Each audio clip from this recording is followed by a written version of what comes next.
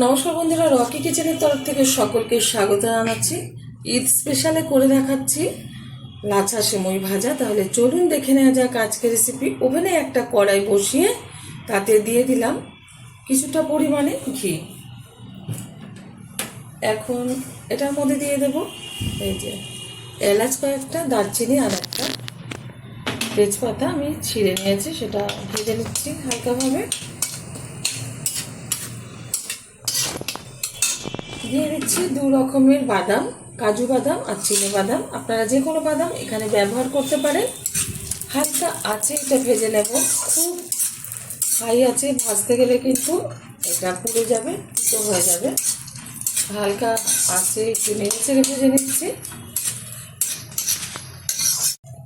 হালকাভাবে ভেজে নিয়েছি। এখন দিয়ে দিচ্ছি এর মধ্যে কিশমিশ।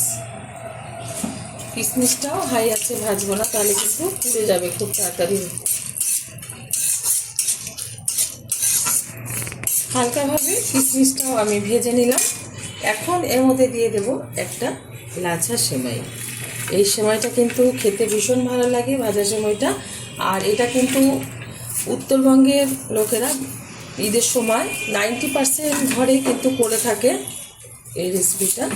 তো এটা আজকে ঈদ স্পেশালে আমি করে দেখাচ্ছি। সামনে যেহেতু ঈদ, সেই কারণে স্পেশালভাবে একটু সবাই করে থাকে রান্নাবান্না। তো আমিও এটা শেয়ার করলাম, আশা করি আপনাদের ভালো লাগবে। ভালো লাগলে আমার চ্যানেলটিকে সাবস্ক্রাইব করবেন, লাইক করবেন, শেয়ার করবেন। আর এরকমভাবে একবার ভাজা সেমই বানিয়ে আপনারা খেয়ে দেখবেন ঈদের সময়। আশা করি যারা জানেন না তাদের ভীষণ ভালো লাগবে। এটা ভেঙে দিলাম লাচাটা,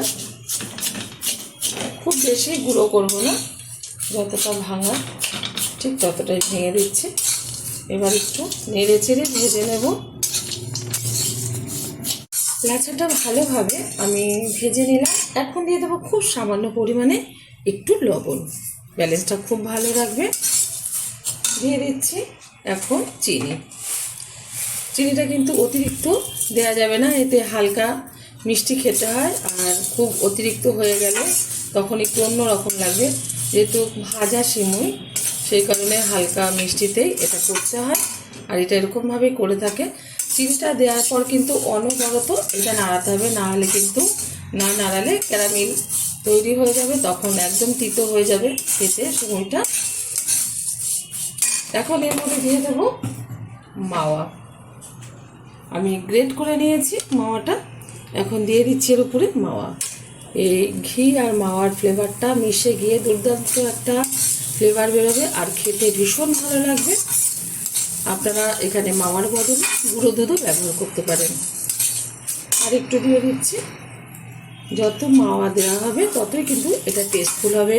আর এটা কিন্তু আপনারা মানে সংরক্ষণ করে রাখতে পারবেন 7 দিন, ফ্রিজেও রাখতে পারেন বা কোনো কোটোতে ভরেও রাখতে পারেন। যে কোনো লোকজন আছে ঈদের সময় আপনারা এটা দিতে পারেন আগের থেকে তৈরি করে রাখলে। তো হয়ে গেছে, নামিয়ে এবার আমি একটু সাজিয়ে নেব। ওভেনটা বন্ধ করে দিচ্ছি। এখন আমি এই ভাজা লাচা সেমাইটা একটা পাত্রের মধ্যে ঢেলে দিচ্ছি। আপনারা যে কোনো পাত্রে এটা ঢেলে ভালো করে সুন্দরভাবে সাজিয়ে নিতে পারেন। দেখতে যতটা সুন্দর হচ্ছে, খেতে কিন্তু তার থেকে বেশি সুন্দর।